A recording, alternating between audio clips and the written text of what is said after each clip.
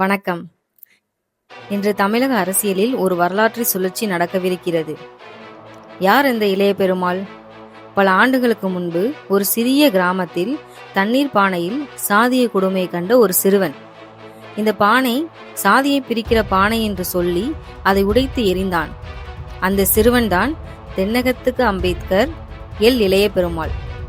ஆனால் இன்று 2026 அதே மண்ணிலிருந்து வந்த அவரது மகன் ஜோதிமணி சாதியை ஒழிக்கவும் சமத்துவத்தை படைக்கவும் அதே பானையை விடுதலை சிறுத்தைகள் கட்சி சார்பில் தனது சின்னமாகவும் லட்சியமாகவும் ஏந்தியிருக்கிறார்.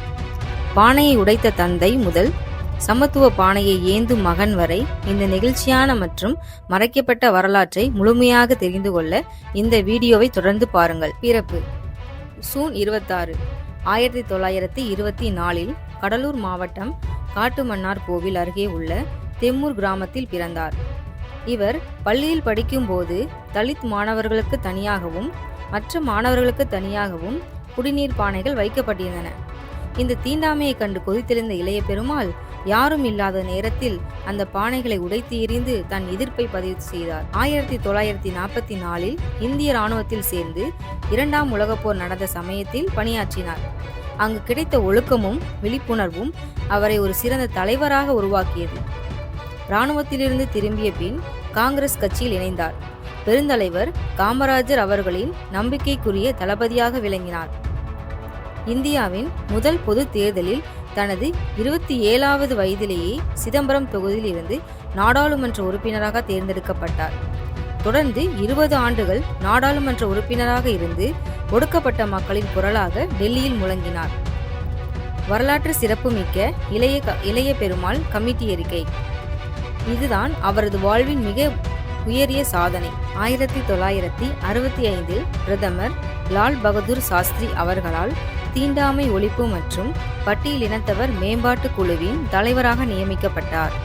இந்தியா முழுவதும் மாநிலம் வாரியாக சென்று தீண்டாமை எப்படியெல்லாம் கொடூரமாக கடைபிடிக்கப்படுகிறது என்பதை ஆதாரங்களுடன் திரட்டினார்.